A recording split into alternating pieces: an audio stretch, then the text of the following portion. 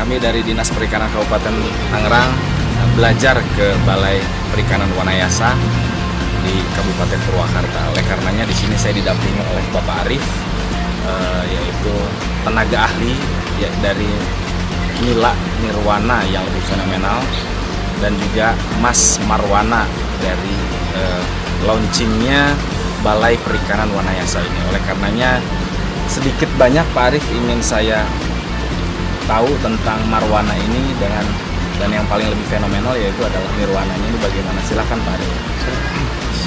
Produk yang sudah kami keluarkan itu adalah ikan mas Marwana dan ikan nila Nirwana. Ikan mas Marwana ini adalah kepanjangan dari Mas Ras Wanayasa. Ya. Kalau Nirwana itu Nila Ras Wanayasa. Tetapi di beberapa daerah memang keinginan pelanggan atau konsumen kami adalah ikan yang relatif agak panjang dan tinggi. Nah, jadi di situ menggambarkan bahwa panjang tinggi itu nanti rendaman dagingnya akan lebih tebal. Nah, maka dari itu kami menyilangkan dengan perkawinan sila itu 4 strain ikan mas dari beberapa wilayah. Nah, di antaranya ada ikan mas Majalaya, ada ikan mas Raja Danu, ikan mas Pista dan Wildan.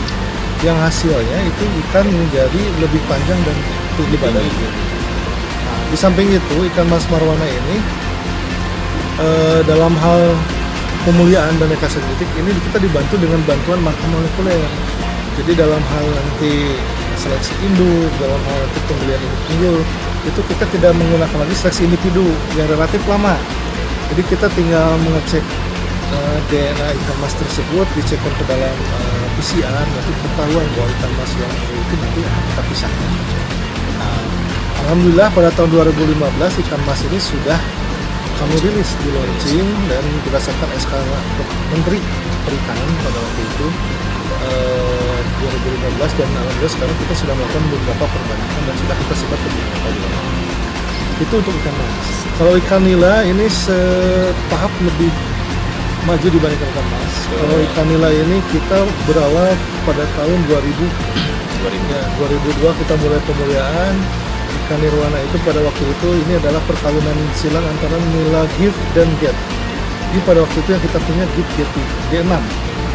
Kita perbanyak melalui metode seleksi famili, dihasilkanlah kurang lebih 50 famili hasil pemuliaan. Nah, jadi pada waktu itu kita mengajukan kepada kementerian untuk melakukan launching dan alhamdulillah lulus pada tahun 2006. Jadi pada tahun 2006 itu kita launching pertama Nirwana 1. Alhamdulillah pada tahun 2011 itu kita melaunching Nirwana 2. Nah, itu kelebihan Nirwana 2 itu adalah 15,08% dibandingkan Nirwana 1. 3 tahun berikutnya kita memproduksi Nirwana 3. Tentunya Nirwana 3 itu secara genetik lebih besar, lebih cepat pertumbuhan dan lebih tahan terhadap penyakit. Itu setelah kami menyisipkan beberapa varietas induk yang memang dianggap unggul, di antaranya dari mudah-mudahan kedepannya ikan-ikan hasil pemuliaan dari kami itu bisa dimanfaatkan oleh para pembudidaya dan dinas di Kabupaten Tangerang. Mudah-mudahan juga nanti akan terjadi satu kerjasama dan mudah-mudahan juga nanti terjadi pola atau perjanjian kerjasama yang bisa mengikat antara kabupaten dalam arti nanti kita untuk pengembangan ikan Nirwana dari Baik, terima kasih. Alhamdulillah nih penjabaran dari Pak Arif ini terkait Marwana, yaitu Mas Ras Wanayasa dan Nirwana Nila Ras Wanayasa yang asli dilahirkan di Wanayasa sendiri. Ini merupakan suatu kebanggaan ya, kebanggaan bagi masyarakat Kabupaten Purwakarta, balainya sendiri dan juga masyarakat Jawa Barat. Jadi ikan nila ini ikan yang memang mempunyai karakteristik dia adaptif terhadap lingkungan. Terus dia juga mempunyai karakter dia mampu hidup di 2 jenis air yang berbeda. Dalam kaitannya dia bersifat urihalin. Dia mampu hidup pada kadar salinitas antara 0 sampai 29.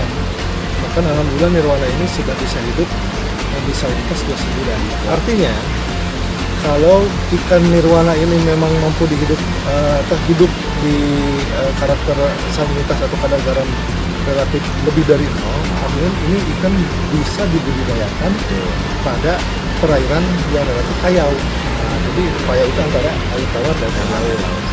Dan ternyata untuk ikan nila nirwana ini, ya tadi saya sebutkan bahwa dia mampu disabilitas 29.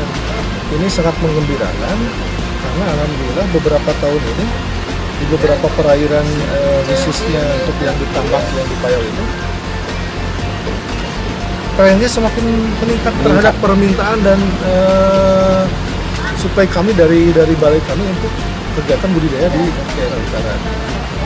Setelah kami analisa memang ikan nila nirwana ini ketika kita pelihara di tambak ini pertumbuhannya itu relatif lebih cepat dibandingkan dengan media pembesaran di beberapa tempat. Ya kalau kita kan ada kerabat jari apung, Kerabat jari apung, ya, air beras, ternyata yang di tambak itu lebih cepat dibandingkan tambak dengan lebih cepat ya Pak.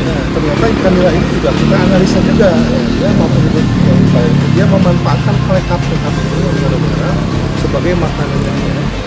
Itu untuk pembesaran. Untuk pendederan, kalau dibandingkan pendederan, kalau dibandingkan dengan karakter Wanayasa, memang di Wanayasa relatif dingin. Tapi kalau di Tangerang memang relatif panas kan Pak ya. Ini juga sangat memungkinkan karena karakter ikan memang di segmentasi pembenihan dan pendederan kita membutuhkan sarana dan prasarana yang relatif luas. Jadi nanti kalau misalkan tadi ada keramba untuk pembesaran itu keramba jaring apung, tambak, Pamagras, mungkin kalau di Tangerang dengan kondisi wilayahnya kebanyakan air tenang, kami sarankan memang segmentasi pembenihan dan pendederan itu di satu pelataran yang itu dengan suhu yang relatif tinggi. Nanti untuk end usernya bisa seperti itu. Itu sangat menggembirakan sekali bagi masyarakat Tangerang, khususnya pelaku usaha perikanan di Kabupaten Tangerang. Karena apa?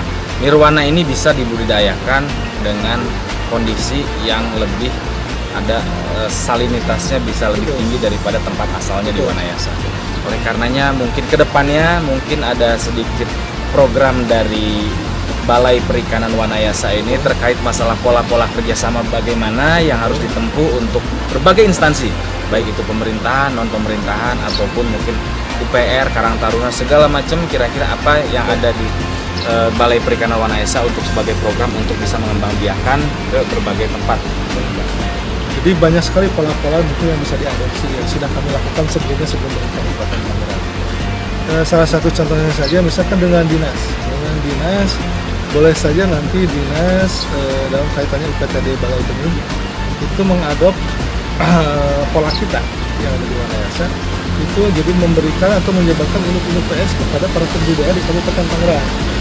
Kalau misalkan memang dari jarak Tangerang ke Wanayasa cukup jauh, jadi nanti balai sendiri bisa memproduksi itu. Nanti pola kerjasama yang dilakukan Bapak atau UPTD yang ada di Kabupaten Tangerang, khususnya di Balai Benih itu membeli benih calon induk yang agak kecil, misalkan ukuran PS atau ukuran 1.3 atau 3.5 cm untuk dibesarkan di UPTD BBI Bapak. Nanti setelah besar menjadi calon induk, Bapak nanti memilah senjata dan betina, nanti senjata dan betina itu bisa Bapak salurkan untuk masyarakat. Itu yang satu. Yang kedua, pola yang kedua, kalau misalnya itu jalan, kami di sini melakukan ada beberapa kegiatan program seperti bantuan pinjam induk. Jadi itu juga bisa diadopsi oleh Kabupaten Tangerang. Itu menjadi sumber PAD juga tambahan ke depannya. Jadi kita membantu para pembudidaya untuk menekan biaya produksi, meminjamkan induk kita kepada pembudidaya. Itu selama siklus 2 tahun mereka mengeksploitasi induk kita. Nanti setelah 2 tahun itu dikembalikan. Artinya nanti nilai plus buat kitanya, kita membantu para pembudidaya, tapi induk kita tidak hilang gitu ya. Nah, jadi itu nanti bisa dikembalikan dan menjadi sumber keuntungan.